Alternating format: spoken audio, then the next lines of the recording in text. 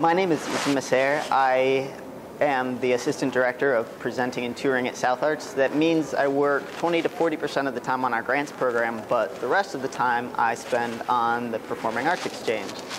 I joined the team about 4 years ago, so this is going to be my 5th show in Orlando. And it was really to provide customer service and to run registration for the conference.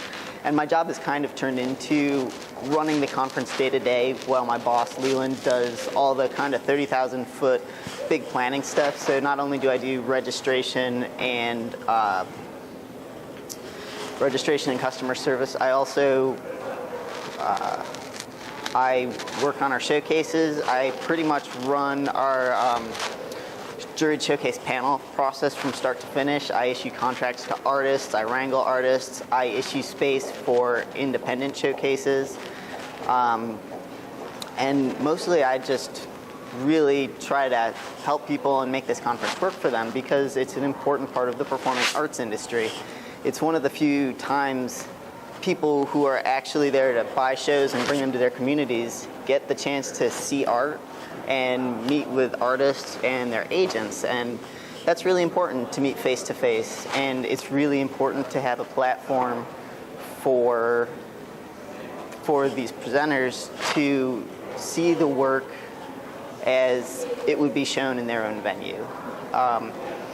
And one thing I think is too bad is that there are a lot of really talented performing artists who have no idea about this side of the industry at all. They're really great at their craft, and they have no idea about this. A funny story is that my wife is a classical cellist. We actually met in music school back in the day, and she plays in this cello quartet. And, you know, they're all good musicians. They know how to play their instrument. They have no idea about anything else. So I've taken the role of saying, hey, you need a press kit. Hey, you need to think about maybe touring locally.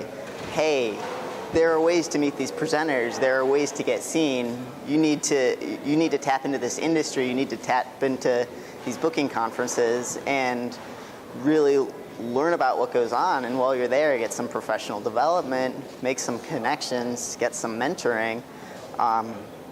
You know, it would benefit you a lot because you know half of how to play the game. You're great at your craft, but you guys have no idea how to sell yourselves.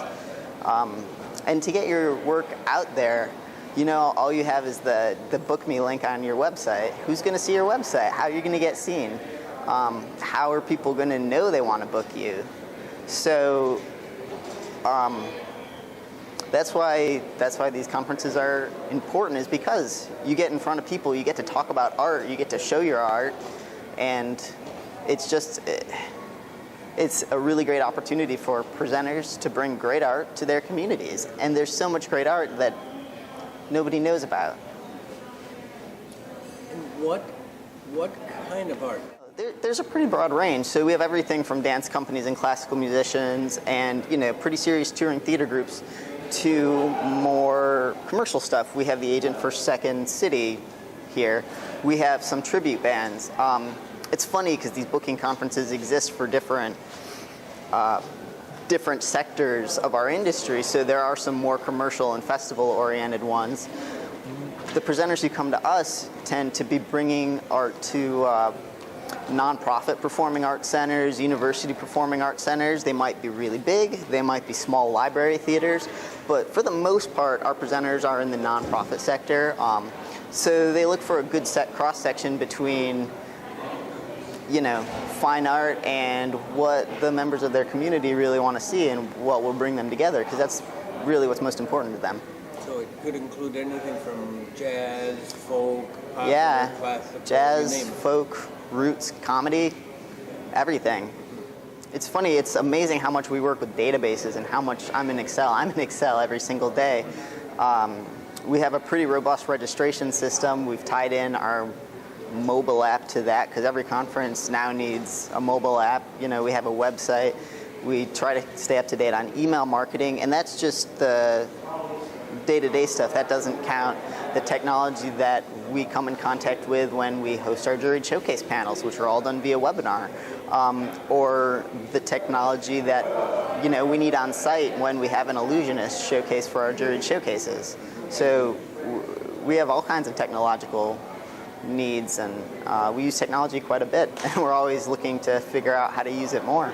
You used to send out all these paper boxes. Right. And CDs and DVDs. Yeah. And now we're doing it all via and airline tickets, and everybody had to fly to go to meetings, and now it's managed to evolve. So when I first got here, two things changed about our showcases. We had something called a video showcase, and we had artists send us 15-minute clips or 20-minute clips of performances, and we would put them all together, and we would edit them, and then we would press them onto 400 DVDs, and we would stuff them into bags for presenters to see. And finally the presenters told us, hey, we just use YouTube now.